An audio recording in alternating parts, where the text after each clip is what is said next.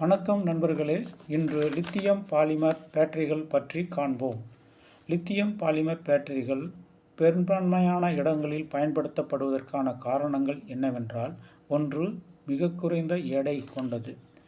2. மிக அதிகமான சக்தி கொண்டது. 3. ஃப்ளெக்சிபிள் தன்மை உடையது. இந்த பேட்டரிகளில் ஆனோடாக கிராஃபைட் மெட்டீரியல் இருக்கும். கேத்தோடாக லித்தியம் மெட்டல் ஆக்சைட்ஸ் இருக்கும். இந்த லித்தியம் கோபால்ட் ஆக்சைட்ஸ் அல்லது லித்தியம் மேங்கனீஸ் ஆக்சைட்ஸ் கேத்தோடாக பயன்படுத்தப்படுகின்றது.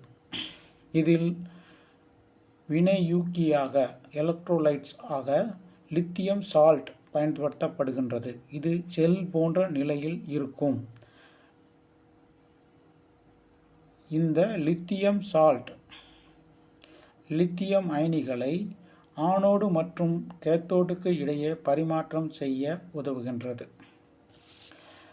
லித்தியம் பாலிமர் பேட்டரியை சார்ஜ் செய்யும்போது கேத்தோடிலிருந்து விலகிச் செல்லும் லித்தியம் அயனிகள் ஆனோடிற்கு வந்து சேரும்.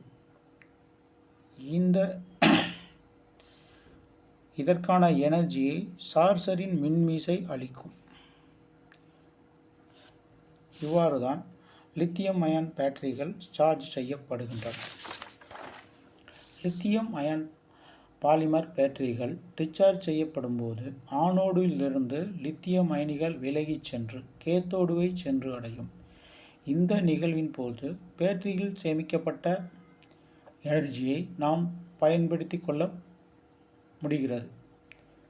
லித்தியம் அயன் பாலிமர் பேட்டரிகள் 85% இருந்து 95% வரை எஃபிஷியன்சியை கொண்டிருக்கின்றது. அதாவது சார்ஜ் செய்ய பயன்படும் பவரின் அளவிலிருந்து 95% பவர் திரும்ப பெறப்படுகிறது. அது மட்டுமின்றி இது பயன் தரும் காலம் மிகவும் அதிகமானதாக உள்ளது. நண்பர்களே, நீங்கள் நமது சேனலை லைக் செய்து ஷேர் செய்து உங்களது கருத்துக்களை கமெண்டில் பதிவு செய்ய வேண்டுகிறேன். நன்றி, வணக்கம்.